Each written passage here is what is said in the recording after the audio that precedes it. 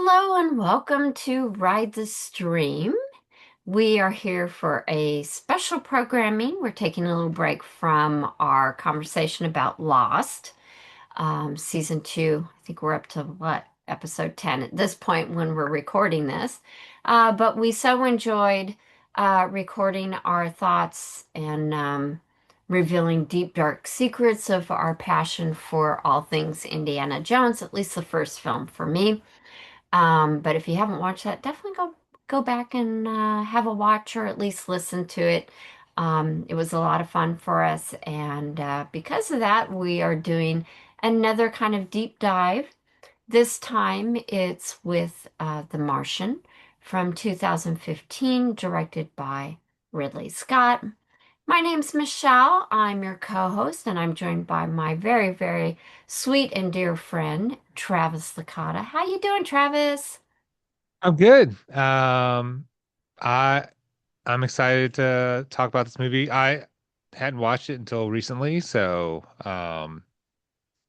uh it was always on my watch list. I just never had a chance to get to it. Um it was really good and so I know you've seen it several times Hmm. previously. So yeah, the like you said, Raiders was a great discussion, had a lot of fun. So being able to mix in some movies is kind of what we do. Yeah, exactly. And since we are pop culture enthusiasts and we write and talk about all of it in different forms, it just makes sense to talk about The Martian. I know I read the book some years ago, and I did cover a panel that Andy Weir was on back in San Diego Comic-Con. I'm going to say it was probably around the time the movie came out, so I'm going to figure that was probably back in 2015, maybe. I'm not exactly sure. I think the film came out in September of the year. So it kind of makes sense that it might be that year that he had been on the panel that I'd gone to. Very exciting. Um, Please don't ask me specifics because I can't really remember anything That's fair. from the panel. Just knowing that it was very exciting at the time. He was joined by other subject matter experts in the field of space exploration and science around, you know uh, other planetary, you know, type trips and things like that. So, I do remember that being pretty exciting. And of course, I've seen the movie a few times. So, unlike Lost, I'm coming in as kind of the expert Yeah, totally. and Travis the newbie. But that said, Travis, I mean, I think you've had a long time interest in space exploration, not dissimilar to me. And you even wrote about, I think, NASA and maybe JPL uh, within like the last few years on your Geeky Parent Guide. Do you happen to recall anything about that?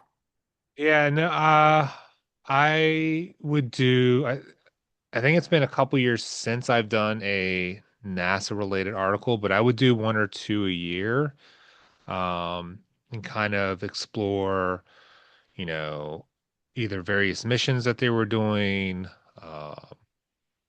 uh, specific locations like JPL, um, or the one north of me. I'm in Baltimore area, and I'm lagging on what the name of the center is near us, where they would do, I think, like you could construct rocket ships there with your kids and do like model rocket blast offs type of things, along with other things. And it's just I find it fascinating. I grew up watching like Star Trek: The Next Generation. Um, Mhm. so the idea of, you know, the great beyond in space is, fascinating. Um, and seeing what NASA and, the all the entities it's attached to, what they're capable of, yeah, it's amazing to see. I know even um, I think it was there was a big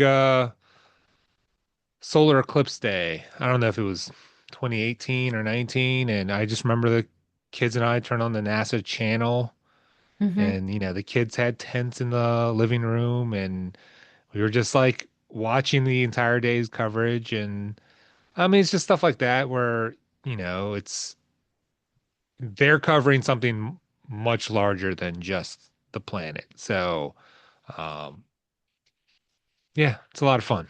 Hmm.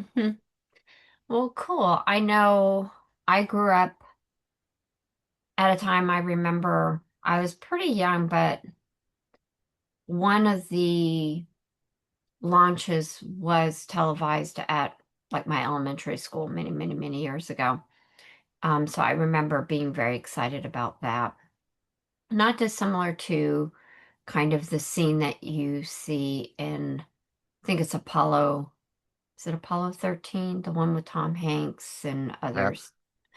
Um, the awe and the excitement, um, the the wonder and magic of space exploration. I do have a book on horror in space, so there is quite the other side of the coin related to space exploration because obviously you can't just call, your local AAA and, get a tow when something happens out in space.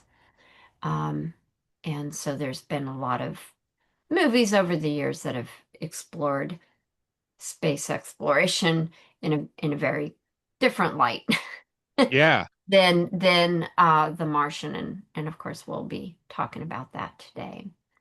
I think if you're okay with it, Travis, I'm going to give a little bit of movie details to give us a little context of the movie, and then I'll go into our plot synopsis, and then we can start discussing and kind of digging into the red planet sand, so to speak, and unearthing or on Mars-ing Yeah.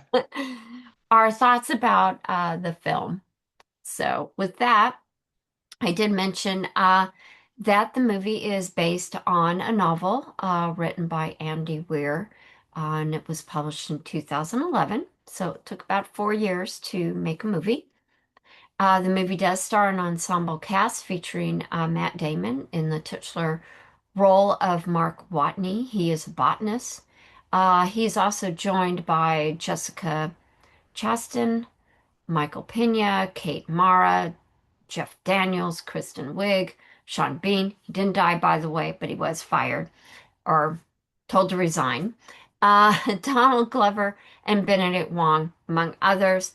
Of course, cannot move past until there's a special shout out to our very favorite, one of our favorite alumni from Lost, Jin, played by Daniel Day Kim. So it was very nice. He's only very briefly at the end, but I was like, that's Jin.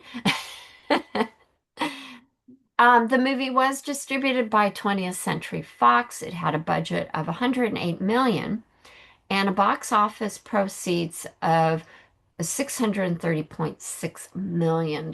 So it did well. Yeah.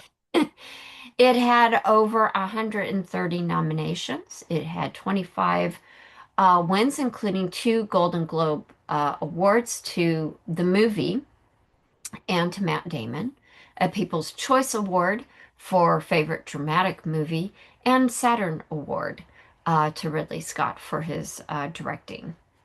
With regards to critical response, and then we'll talk about, of course, our response a little bit out here in a minute.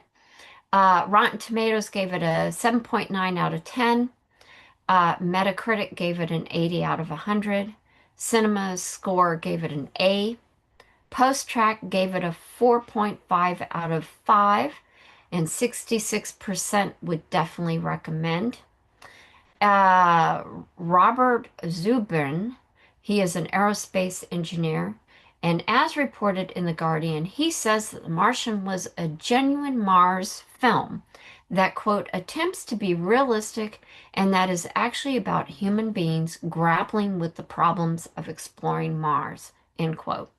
And of course, this is rather than, what we usually get is shoot 'em ups, and of course, as I mentioned earlier, horror films set on Mars. So that glowing review and kind of putting in perspective the film is obviously tempered by the fact that there are some technical errors in the film. For example, dust storms on Mars would not be as hazardous as they're shown in the film. The NASA buildings that are on Mars are a bit more stylized than functional. They look good. Toxicity of the soil has been determined to be completely toxic. And unfortunately, that's not something that they'd be able to do on Mars without taking a bunch of soil with them. Duct tape is not the answer to all problems. And the slingshot gravity assist suggestion would have been considered by many at NASA. That is something that they do think about, is how they might be able to get the benefit of an orbit as a way to slingshot out and get someplace faster. And we have seen that in other movies. So that I think Interstellar is one of the ones recently that I've seen that kind of use that idea. But hey, these elements do make movie magic. So here's the plot synopsis. Now that we've got, kind of a contextual background about this film. It is the near future. It's the year 2035, so just 10 years in the future. Kind of hard to believe. Yeah. But anyway, the Ares 3 crew is exploring and I'm going to slaughter this, the Acidalia Planeta region of Mars. Using Mars solar days as measurement, they are on what is called Sol, S-O-L, 18 of their 31 Sol expedition. Botanist Mark Watney and pilot engineer Martinez engage in friendly banter. School kid insults to pass the time. But that's when a severe storm threatens the team to the degree that Commander Lewis, hi Cecily, makes the call to evacuate the planet, cutting short their expedition. Unfortunately, in the haste to complete preparations for departure, Watney is struck by flying debris and is consequently believed dead. The rest of the crew successfully launch and start heading back to Earth. At the NASA camp on Mars, though, a warning sounds which awakens Watney.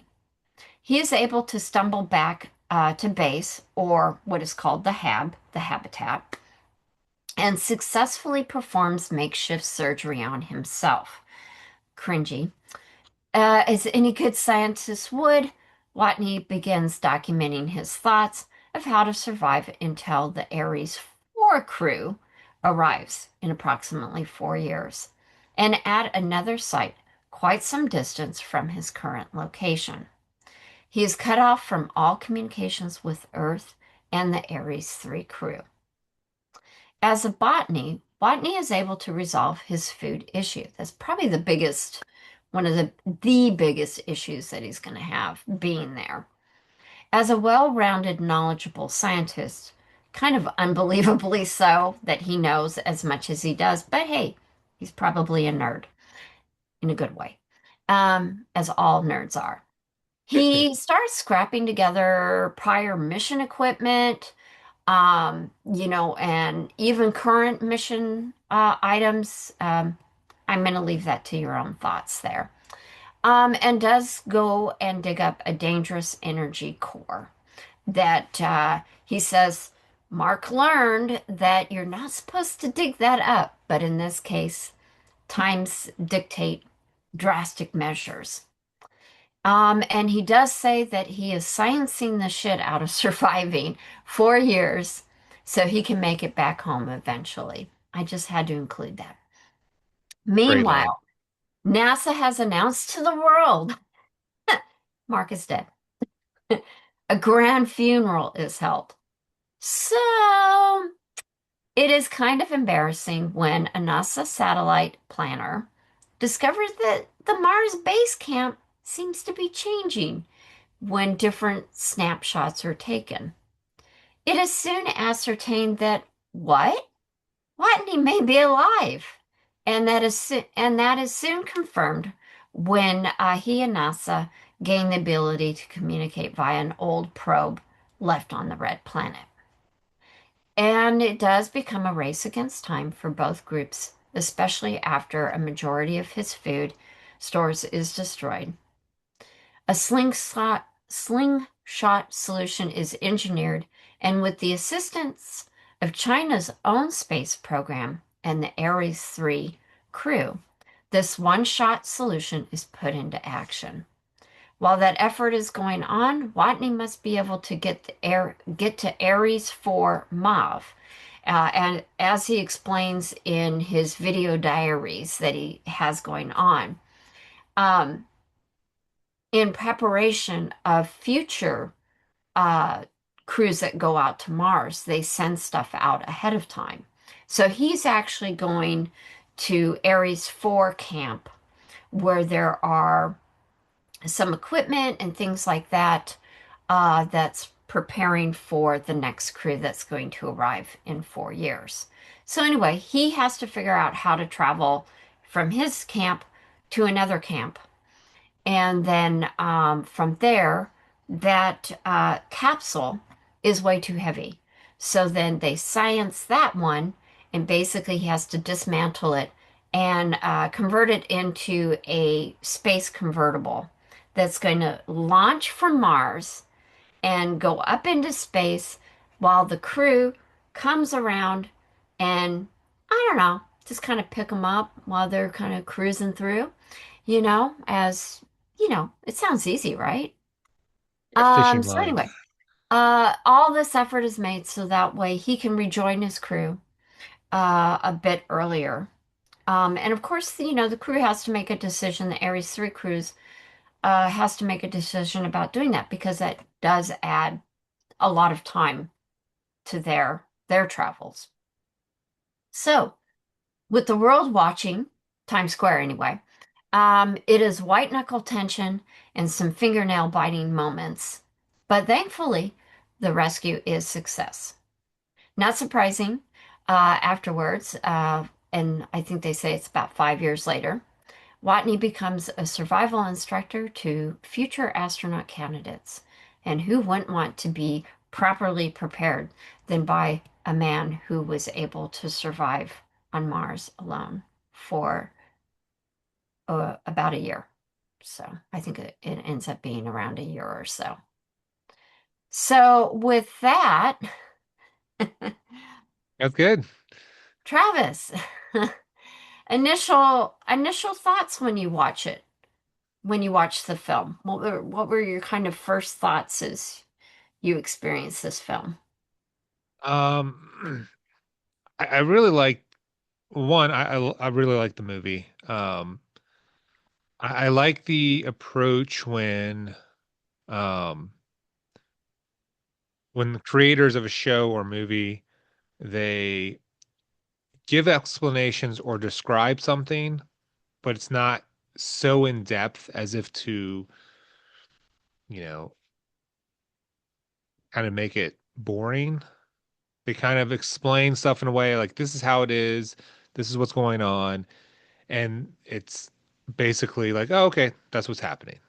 Um, and I particularly like that aspect where I don't need to know all of the ins and outs of how something works. Just like the general gist of it, I think makes the story flow better. Mhm. Um, and I really like Damon's interpretation of a stranded astronaut. His responses seemed like realistic and understandable. Um, the that scene at the beginning where he's performing surgery on himself, Hmm. that's it's awful. Like, and they don't like it's like, hey, you've got a like spacer tool to open up the wound, and he's like got some tweezers to help pull out the broken part of the antenna. Um, and just like how pale he is, and uh, so whether or not that's a realistic interpretation of what would actually happen, it seemed real. And I think that's what makes the movie work so well is that it feels real. Like the Hmm. isolation, him talking to himself in the form of the vlogs, and even the his reactions to how NASA has been responding to the whole situation where they didn't tell the crew and his response is like he says it, but they dub the camera outside of the rover so you can't hear what he says, but you can read his lips. And um, so I think were a lot of smart decisions and the whole like wrap around a planet idea. It was like when you mentioned Apollo 13, I was like, oh, that's something that they did um in that movie where, they weren't going to be able to land. Hmm. The only way to have enough energy to get back would be to like zoom around the moon to gain acceleration to help with their return trip home. So that seemed familiar too. Um, yeah, I think it's I think my overall notes was it's a very rewatchable film. Hmm. I already watched it twice. I started rewatching certain scenes this morning to kind of prep for a chat. And it really did remind me of Star Trek: The Next Generation. Hmm. The overall sense of like uncertainty, but there's also that hopefulness that Hmm. he has to have if he wants to survive. Um, and obviously it's a completely different program, Star Trek to this, but there was that similar sense of exploration that I really Hmm. enjoyed. So, um, do you remember the first time you watched it? Like your initial thoughts or coming back to a rewatch of it? Yeah, I definitely enjoyed it. For being a movie that's almost 2.5 hours, I was really impressed by the pacing, that it didn't try to science the heck out of everything while the character was sciencing everything. We get highlights, but it's not like a deep dive. Because I think that if you're really interested in engineering, then you'll go and do more investigating about that. I think there's a lot that people can take away from this, depending on your interest, whether it's to learn more about Mars or to learn more about engineering or just general exploration of space. I know for me, as kind of a pulp culture independent, you know, independent from anything, but um, I know I come from the background of watching different films over the years, and there are a lot of films that take place on Mars.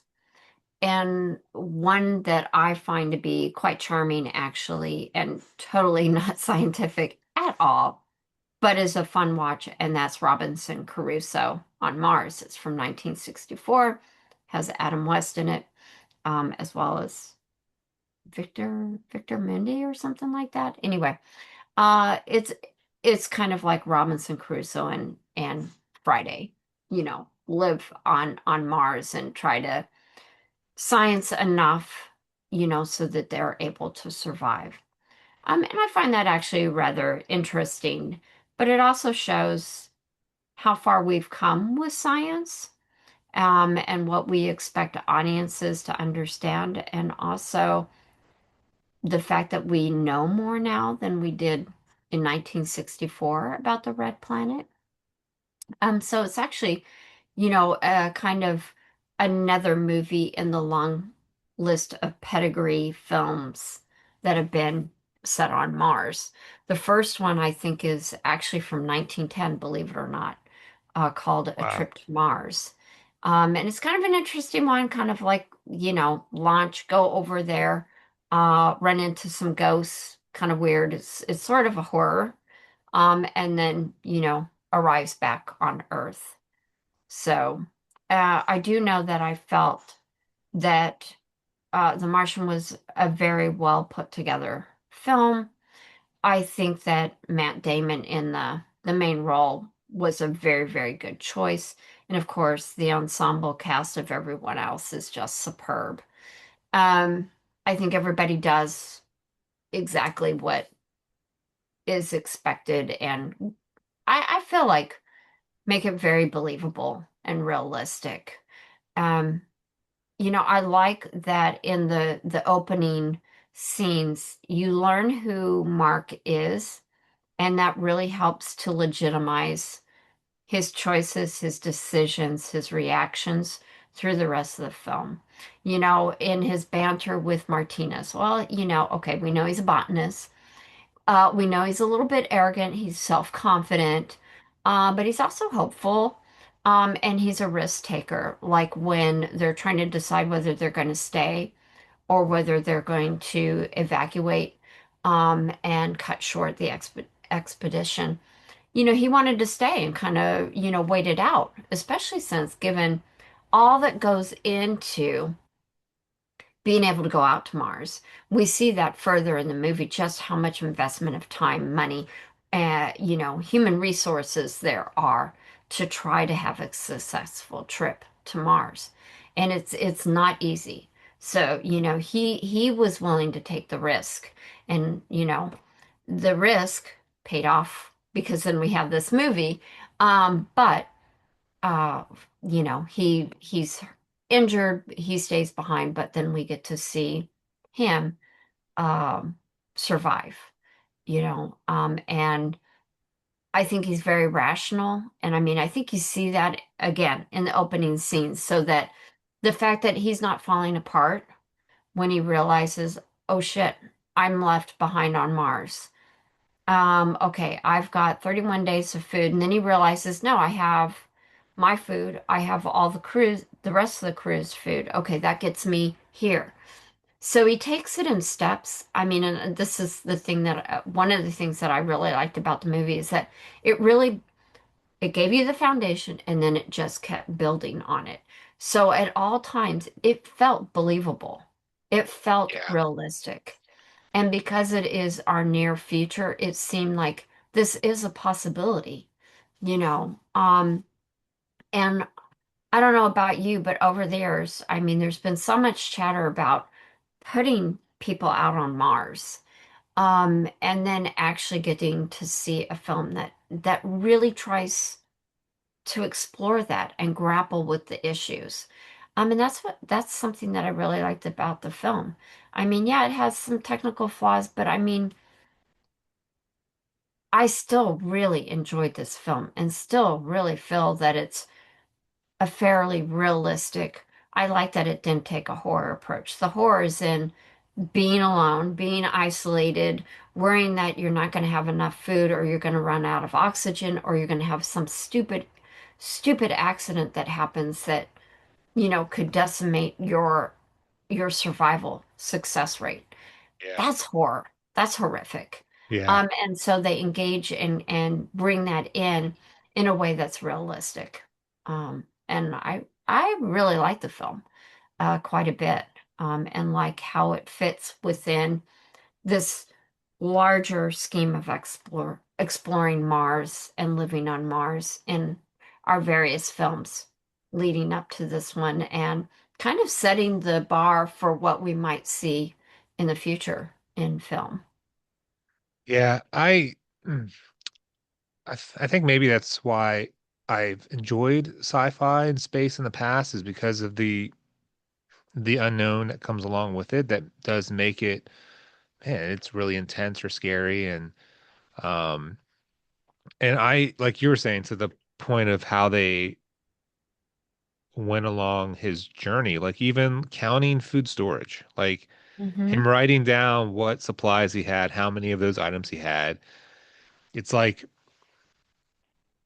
having that those tasks and deciding what the next move would be and how long it would take to accomplish that. Oh, trek to find Pathfinder. It's like Mm-hmm. that's what kept him sane. Um, because I think in a situation like that, it'd probably be hard to like grapple with the idea of like, what the hell do I do? Mm-hmm. And I think there are some moments where he definitely understands that this might be it. Um, but he seems to have this will to keep pushing forward, which is kind of an honorable thing to witness. Again, I know we're talking about a fictional movie, but I think anything we can do to find like hope and reasons to push forward, like I think this movie kind of quantifies that. So I think it's really well done. Um, and if it's on TV, I would be hard pressed not to keep it on and watch. Yeah. And of course, right now, as we're recording this, it is on Netflix. So if people have Netflix, they can definitely watch it without any sort of commercial breaks that Oh, and I Amazon think it's Prime might on put it on. YouTube for free right now Yeah.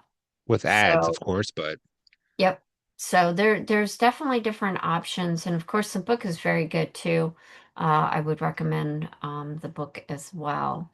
Um, I think that Mark as a role model of grace under pressure, I think is also there. I think he's a good protagonist, and one that, um, in spite of the flaws, a little bit of over self-confidence maybe, or kind of like, got a little lazy on his structure a little bit, and but he also shows that, he doesn't know everything. He did blow himself up at one point early on when he's trying to, set up his um, apparatus so he can, create water from the yeah. condensation. So, but yeah, and just, he's funny, um, but he's also a joy to watch, as he figures things out.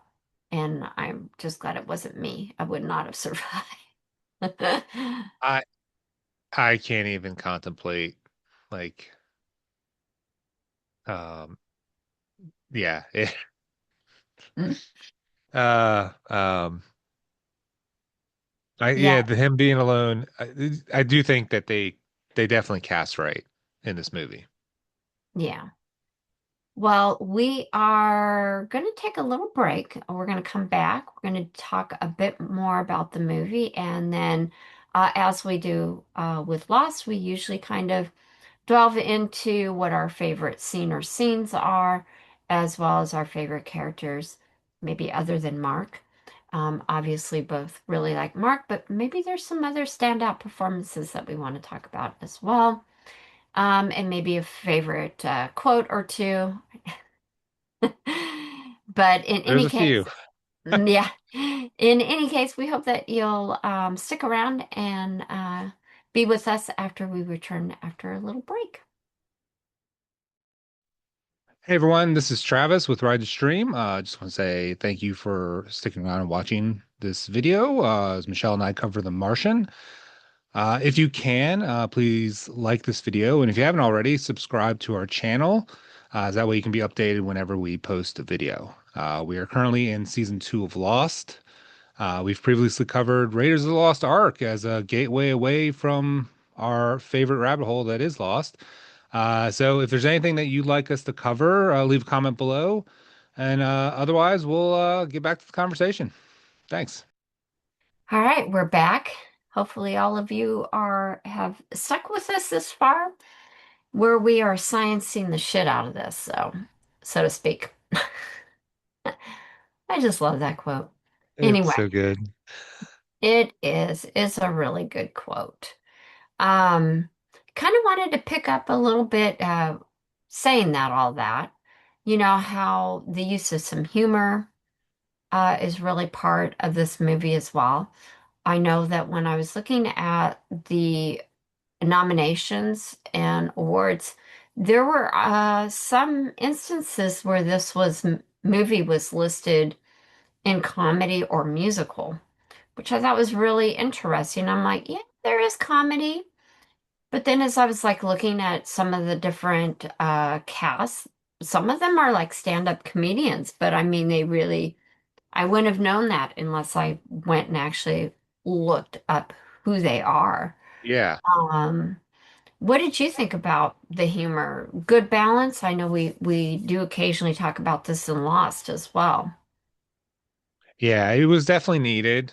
Um, I think with Watney being alone and him kind of being, um, confident in sciencing Mars and but also the self-deprecation of like I blew myself up um and he's just sitting there in a chair, he's smoking everywhere Yeah.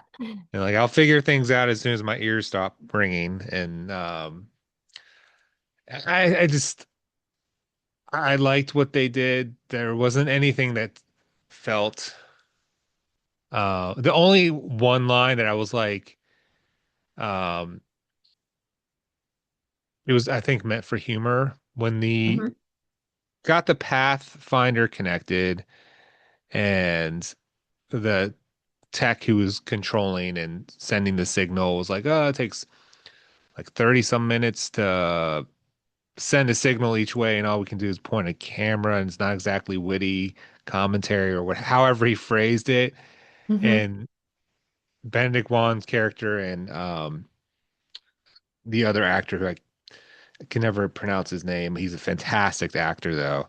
Um, they're The both like, "Are fellow that you played kidding Vincent, me?" the fellow that played Yes. Vincent, yeah, yeah, I agree. They're both like, "Are you kidding me?" So I think that the only unrealistic, like, is there someone that's gonna be like bitching and moaning about contacting their lost astronaut because it's gonna take 30 plus minutes each way for what? So I was like, at that moment, I was like, that's annoying. Like, dude, send the signal. Like, what do you do? But I think that I guess the other two kind of having that semblance of what are you complaining about moment was a good counter to that. Well, and to that text defense, he did come back later and say, "Oh, I know where he's gone with this," Yeah. So he kind of like brought it back and like he seemed like a no nonsense, but also, maybe voicing a little bit of what we're might be thinking we want it now type of thing, but you actually have to wait and it is pretty limited, but give it a minute and Mark might figure something out. And sure enough, he did. And that is an important scene because he's the one that Mhm. in that moment I think it's like 38 minutes or 32 minutes each way for a signal. So they're literally waiting Yeah. like over a half an hour per communication. And then you have the moment where Watney's sitting there with a pencil and paper drifting off to sleep waiting for communication to come back. So um I do think the comedy um is well balanced and makes sense. Um, and I like how when he's pissed off about the crew not being told about him being alive, and they don't show the expletives, But he's clearly, dropping F-bombs and doing F-bombs in different languages. And uh, the Vincent character is like, yeah, the whole world's watching, you can't talk like that online. And all we see is Matt Damon go, oh, yeah. And and everyone's kind of like, oh no, and then Sean Bean's just kind of laughing off behind the scene, like, because he understands like the scope and like Mhm. he's gonna go crazy if he can't like articulate exactly how he feels in that moment. And it was Uh, kind of, that is something that kind of hangs in the movie is NASA's response. And, we kind of have this view and I know NASA's gotten knocked around a bit, but I mean, you can kind of understand them wanting the crew to kind of focus and sometimes, for the greater good is bringing back the five, even though you lose one. Um, but it's still hard to not tell the commander who's already, feeling bad that, this one of her crew members died on her watch. yeah, And then to find out that NASA's been keeping it a secret for months. That's a real hard pill to swallow in the film, and it is a bit of a downer part, where everything's so hopeful, and then you have this huge governmental conglomeration making the decisions that are not always, what we as an individual human would say, no, of course you're going to tell, or you're going to do this, or you're going to do that, because that's the humane and human thing to do yeah, versus an agency that's having to look at the bigger picture, which I think gave good context for the movie as well, having that. yeah. And is it Jeff Daniels, the NASA director, said it? Yeah, And Teddy. you know, Yeah. he was, he was very mindful of like the PR problem, you Yeah. know, speaking crudely about the circumstances, when they find out that he's alive and he's like, well, if my math works out, he'll be starved to death long before we can get to him. And um, telling Benedict Wong if he doesn't succeed, Mark dies. And um, and then it was his decision to kind of not tell the crew initially. So there is a stark contrast in perceptions, Hmm. even within people in NASA. Um, and I also like that the technicians or analysts and, they are important. They have a vital role to the success of missions. And I like that they kind of portrayed that one with the tech that, I was poo-pooing earlier, but, Hmm. he's very essential to what they're doing. The analyst who's the one that discovers the images and that the rovers moved and um, the sun shield was cleaned off. So I liked having the different perspectives and that they're not just necessarily people in a room. They actually have a vital role to what's happening in the room. So I like that. Yeah, I do too. And I like you, I like the fellow that plays Vincent, and he is a yeah, Chiwetel Ejiofor, maybe? I'm not sure. And I Yeah. apologize, that I probably slaughtered his name, but I agree. I thought he was excellent, as let's see, he's the director of Mars missions, but he's also kind of the face PR, some of the PR work, as is Kristen Wiig's character. Um, you know, uh, Other characters that I thought did well, um, that are doing things behind the scenes, and they're not like the big heroes, but they're just as crucial. like you mentioned, Benedict Wong, director of JPL, and some of the humor, but also raising up his sleeves and getting in there and doing the work and knowing what's at stake, you know, and the investment of time there. And I also liked Donald Glover that played Rich Purnell, the JPL astrodynamicist, I guess. Um, I had a real good chuckle when he went to dump his coffee into the wastebasket, and it's a wastebasket that's a mesh, open mesh type of, and I was like, yeah, that's probably something that some of us have done in the past, not thinking. But I think it also is kind of charming because it also shows that he's so focused in on finding a Yeah. solution. He's not even paying attention to the things around him. And that's almost like a savant type of person that just, choom, so that also provides some humor, which is definitely needed in this film because it is, pretty serious and very heavy about it is a movie about survival, and really is carried by Mark's character through quite a lot of it when he's by himself. And I think, he carried quite a weight, just with the activities that he needs to do. And have to say again how well I think Damon did. Really stepped up to the plate. And I mean, I think he's done well, quite well um, in other roles, like Good Hill, what, Good, Good, Good Will Goodwill Hunting.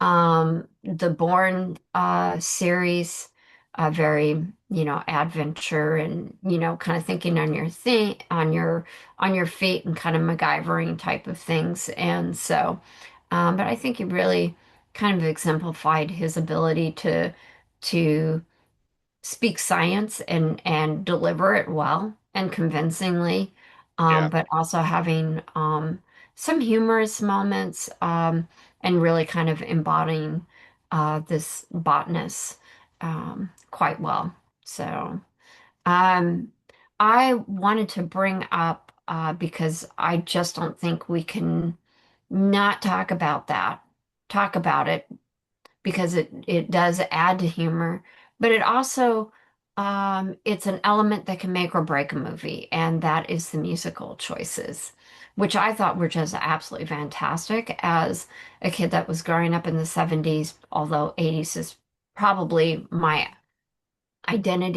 identifiable music that I really gravitates towards because that was, my late teens, early 20s.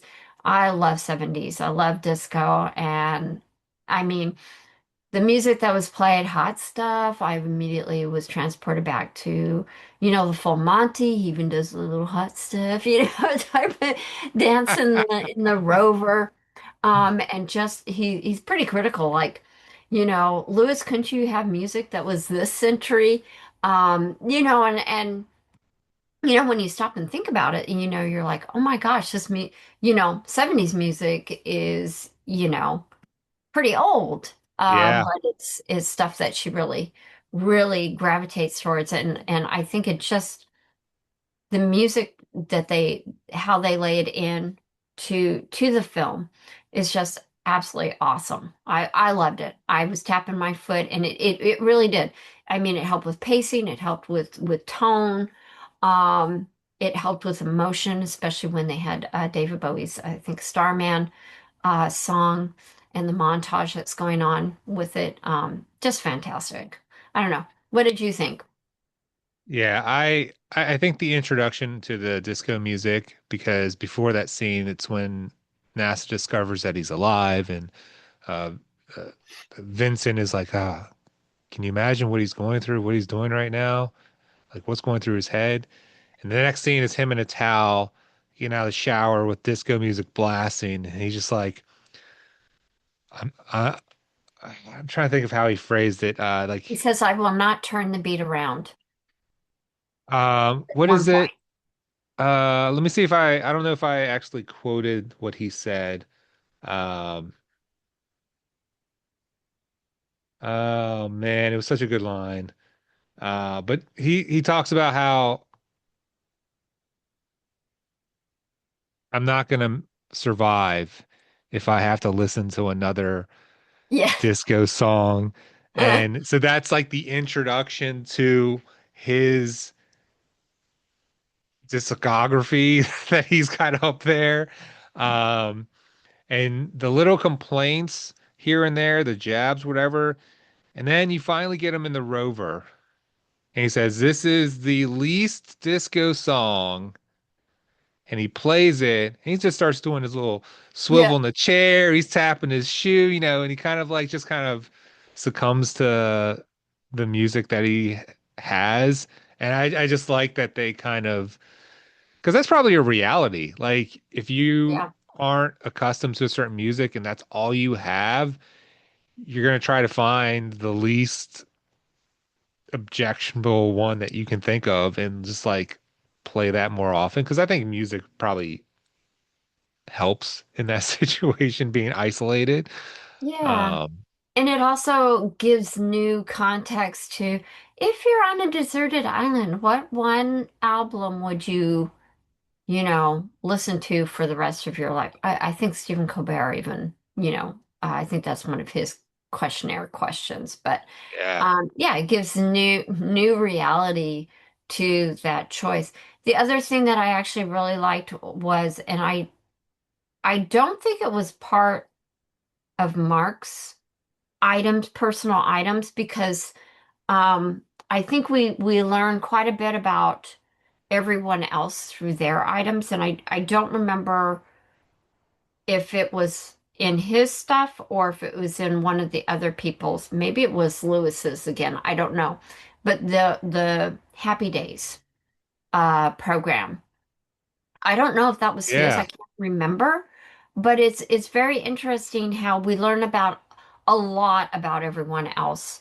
And what we learn about Mark is through his profession and what he's putting together and his knowledge versus the personal, which I hadn't thought about before, but I don't think the Happy Days programming was his either. But he really embraced that to the point of when they wanted to take his picture, he's like, he discusses, well, I could be this or I could do that.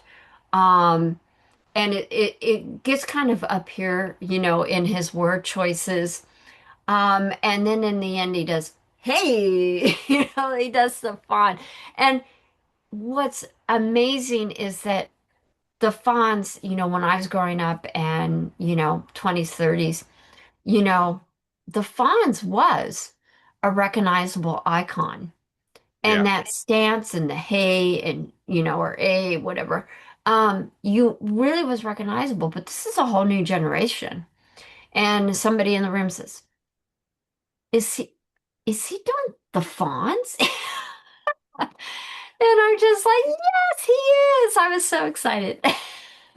Yeah. I love that they kind of encapsulated different decades. Hmm. Um, because one, I think it's hilarious that's the image, and then Kristen Wiig gets pissed off, like, I can't use this. It's blurry. He's motioning, like, Yeah. um, and Vincent Scare's like, well, I could tell him to take his helmet off and he'll die. Um, Hmm. so they're able to kind of like just our own pop culture is kind of like the humor, the levity that the movie Hmm. needs. And I Yeah. love that uh I think Kristen Wiig is the only one in the room when they start talking about Lord of the Rings. Hmm. And I love that Sean Bean is the first one that talks about it, gets the reference, because that's hilarious since he Yes. was in Fellowship of the Meta. Ring. Meta for So, sure on that one. Yeah, I love that. I had that in my notes because I was like, okay, that's just perfect. Um, you know, if he had said it's precious or something, I would have fell off my chair. But I want to get to our questions that we use. as an effort to also explore uh, our thoughts about what we've watched. And so, for a reminder to people, we usually talk about a favorite scene or scenes, as well as our favorite characters. So, I think we'll shift gears as we kind of start to, hone in a little bit more on what those are. And why don't we start with our favorite scene or scenes? Um, Travis, you have a short list or a long list? What do you got going on your end? So my approach with this movie was I did a lot of bullet points Yeah. notes, just to kind of um gather my thoughts. I think my favorite moments might be like his vlog Hmm. where he's talking and he gives some of those great quotes like I'm the greatest botanist on Mars, or I colonized Mars, or I'm technically a space pirate. And you know Yeah. these comments are so, you would think are crazy, but in the context of what's happening, it's it's true.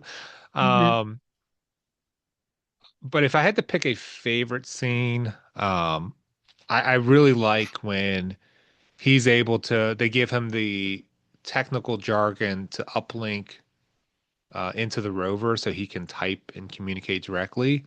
Hmm. And when Vincent tells him that they've been watching him since Soul 54 or something like that, Hmm. um, and telling me good job finding Pathfinder and staying alive, and Hmm. watching Matt Damon read the response and just seeing that emotional impact.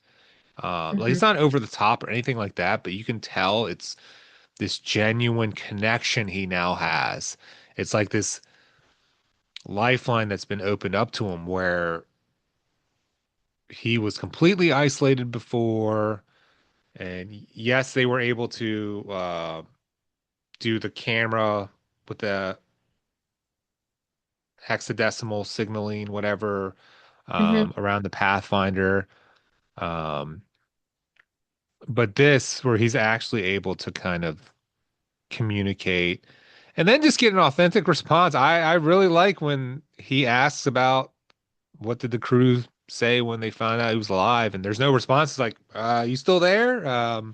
Hmm. And then when they tell him and he's pissed off, like, yeah, Hmm. I mean, that's completely realistic. And so I really like that scene. Just because you get this kind of overwhelming understanding of what he's going through just by him reading the message. So, Hmm. Yeah. um, did you have a favorite or a list or? I had a small list as well. It with a television series, obviously it's a little easier because we're in a 40 plus minute range versus a 2.5 hour. So I really, worked hard to kind of rein in my, oh, that's a great scene, yada yada, and we've talked about a couple of them, like reference to Lord of the Rings, the fact Sean Bean, um, the Hot Stuff song, which I love the reference to Full Monty. Um, I had two scenes, so I'm going to talk about I'm going to say my honorable mention, and then I'll tell you my one scene because it'll actually book in nicely with your favorite. My honorable mention is when Commander Lewis has the conversation with her crew about making the decision to complete the slingshot solution. Um, that would technically make their space trip over 900 days. And the fact that, she's like, well, if it was just up to her, she would have been headed back. But I like that they made it a democracy that, she said, if there's any dissension, then we're not doing it. And I Yeah. think that's fair. Because it is a very hard decision to come by. Um, and it's not one that just needs to be made in a split moment. There's things to think about, like for her and for, I think it's Martinez who have the military background. So for them to make the decision, they could be court-martialed. The other are scientists. I'm going to civilian. So their reprimand, the repercussions on them is going to be a bit different. And obviously, you've got one of the scientists who's not even American. I think he's like like Eastern Europe or something like that. I don't think that like he's part of the crew and everything, but he's got a different background. So. She really does say, think about all the things that are going on and why when you say yes, this is going to be a big decision. Sorry, Pathfinder's contacting me, if you can hear the ding dings. But in addition, she kind of explains to them because she understands NASA's official party line that they need to take and why they're doing it. I mean, she understands that. She explains it and then asks each of them, okay, is this doable? Because no sense going to all this trouble if it's not doable. Yep, Yeah. numbers check out. Okay, system, can we override it? Can we do stuff to the communications? Yada, yada, yada. Can we check all these boxes?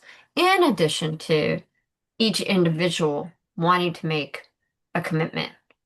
Um, to go back and spend even more time in space because that's a long time. And I Yeah. know it wasn't all that long ago. I'm going to say it was just within the past 5 years or something where there was, conversations about how long people are up in space and what it does to them. The I'm going to say, it's a discombobulation of you know, your entire environment, right? And so I know there's been conversations about all of that in the last 5 years. So it's kind of interesting that's prior to that. Um, but I'm sure it's been studied and everything over many decades, how space impacts you. Yeah. Um, I just real quick, I would say a great movie that talks about some of that in there. Part of the themes of the movie is Europa Report. It's a horror film, but it's very well done. It's got a lot of science, and so the pacing is a lot slower. But it's an interesting juxtaposition from this, which is also kind of a long movie, and it's you know very fast paced. Okay, so getting to my number one is I loved the quietness, the seriousness, the emotional impact of Mark talking to the commander and asking her to talk with his family Yeah. if he doesn't make it. And he actually says, I am dying for something big and beautiful and greater than me. Tell them that I can live with that. And I just thought how absolutely powerful that is, especially when through the entire movie you're seeing towing a particular party line versus our human instinct. Um, whether you save all or you sacrifice one so everyone else can get back. And he knows that. And I just thought that was an incredible, powerful line. And I think it does tell well with your favorite scene as well. So anyway, Yeah. that's my favorite scene. It's very quiet.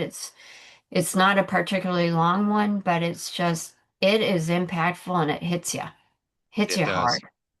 Yeah. So I'm getting a little teary-eyed. Sorry about that. That's But okay.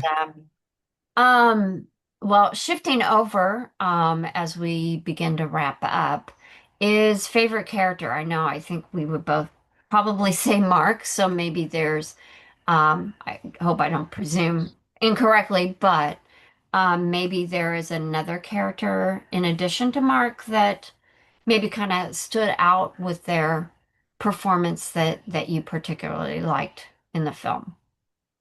Or if Um, Mark was not your favorite character. he definitely was. Same here. Uh, I think I really like Vincent. I feel like he's kind of in the middle, like where NASA director is saying, "Oh, we're either going to cut our losses," or he's just absolutely crude. But he also has to be the messenger of that, and deal with that. And he's also the one that figures out, oh, Mark's going to the Pathfinder, which could be a way to communicate. Yeah. He just has a really good presence about him. I think everything I've seen him in, I think he does a fantastic job. So, um, yeah, that would be probably my next favorite. hmm hmm What about you? I would say in addition to him, because I had three, but my top two, I mean, I also like Donald Glover. I thought he was great as Rich Purnell. I love the scenes that he was in, when he's explaining, the gravity solution. I thought was just absolutely fantastic. When he's in that room with all of them, and just how he tries to make it as simple as possible to understand. And I think you need that type of person in that because that is some hard science. So being able to put it in those type of terms, I thought was a great scene, and I thought he did great. And but I'm going to say, in addition to the fellow that played Vincent, and I'm not going to try and say his name again, but excellent. I really like Benedict Wong. I thought he was great. Yeah. Um, I just thought as the director of JPL, he was a real pivotal character. And I just really liked when he was on the scene. I liked that he was very serious, but he also had his uh comedic moments like did he say cheese? Do you say cheese? And stuff like that when they're taking the picture for Time magazine. And then he's like, did he say cheese? And so I mean I really liked his character. And of course I had to go look him up. He looked familiar. I thought he was in some of the Korean films that I've seen. But he was actually in Doctor Strange. So, as well as some other movies, which I haven't seen, but I did recognize him from Doctor Strange. So I would say him and obviously the fellow that played Vincent are probably my favorite supporting actors. Of course, I love Sean Bean. I just wish he had been in it more. Yeah. But it was lovely seeing him as well. So I Yeah. would say that's Benedict Wong would be probably up there for me too. Yeah. yeah, yeah. Well, our time is growing short. So we do want to wrap it up so we can be able to post this soon.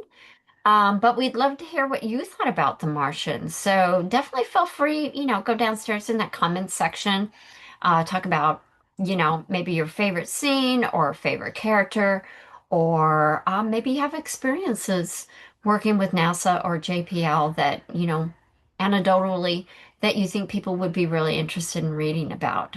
We'd That'd be love to cool. hear it, love to read about it, um, and would just love to hear your thoughts. We had a great time visiting this movie. I'm sure we'll have some other movies in the lineup very soon. But in the meantime, have a great day. Definitely check us out on Ride the Stream as we start digging into season 2 of Lost. We appreciate everyone that's been supporting us over there, watching those episodes that we have. Lots more to come. Obviously, we are committed to giving our 2.5 years or so um, towards discussing Lost, as well as interjecting movies and other television shows along the way. Obviously, if there's something that you think that we would be just absolutely, you know, the best at discussing of a movie or another television show that you would love to have Ride the Streams touch, definitely write it down in the comments as well. Otherwise, Totally. thanks so much for joining us today. Have a great one, and we'll see you next time.